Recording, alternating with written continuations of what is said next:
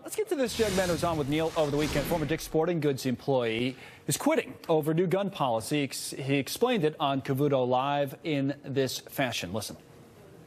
These stores are saying, the ones that are doing it, like Dick's Sporting Goods and Walmart, Kroger, some of the others, we're going to adhere to a policy that just keeps it consistent at 21. You say that's wrong. Why?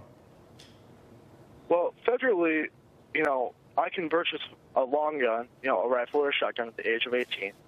And I believe that by, Dick's Sporting Goods and these other stores changing that age to 21, they're really discriminating against a certain class of individuals. They're just discriminating us by our age, no other reason. All right. So that brings up the question whether or not this is discrimination. We have a discussion on it now with attorney Marie Napoli, who says, I believe that, I don't think so. And attorney Lisa Garber, who says maybe, Lisa, that Dick's Sporting Goods could be in some legal trouble here. Explain.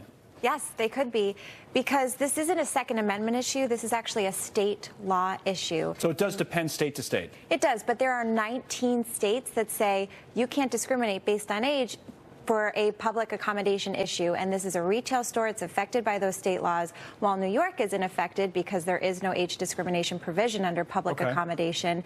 Delaware, Connecticut, Illinois, many of these states do say that would be discrimination. Yeah, I've heard some others make that argument, Marie, that it does depend, well, like Lisa says, on your state, but in some states you might have a case if you're this young man. You don't think so? Well, I would agree with Lisa that it's not discrimination under the federal law, which is the primary law that we look to for discrimination.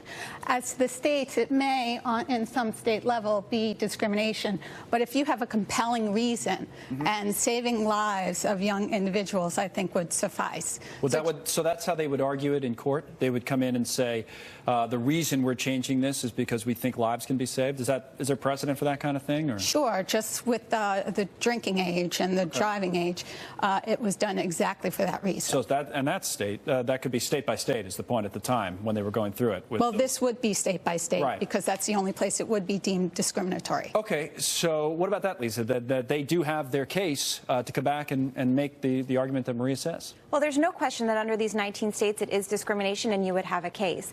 But that doesn't mean you can't write into your state representative to Congress and try to get something else changed on a different level, whether you're trying to approach it federally or state by state to get these laws changed. I wonder if more companies are going to follow suit, or they'll be scared off by the possibility of lawsuits. What do you think? Hopefully they'll still continue, even if a lawsuit is filed, to try to push for this age, upping the age requirement, because as Marie mentioned, it is reasonable to say we're trying to combat this kind of violence. Even if the state or the government doesn't agree or hasn't made any movement. I think there'll be a decision made pretty quickly. This will go through pretty quickly.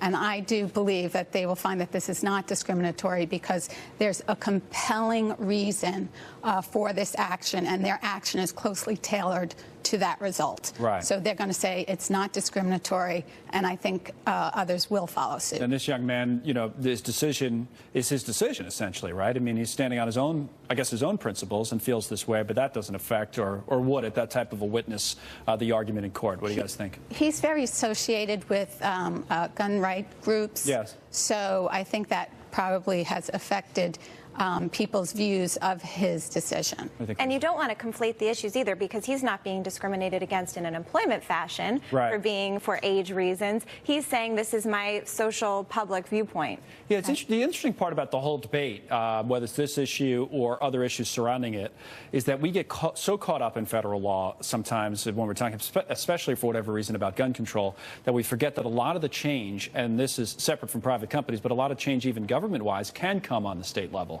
It came in Connecticut, for example, after Newtown on the state rather than the federal level. Florida, it seems like they're moving forward a little bit faster, don't you think, than they are in Congress, say, for example? Well, state law is just, it's not any less important than federal law, and has the same bite on its citizens. Is that where we should look, do you think, Lisa? In, here in New York, for example, we have very strong gun laws. So. Exactly. I don't see why not to look at state law, because you find out there are these intricacies that can impact such larger level issues. Right. Sometimes drives it the other way around. All right.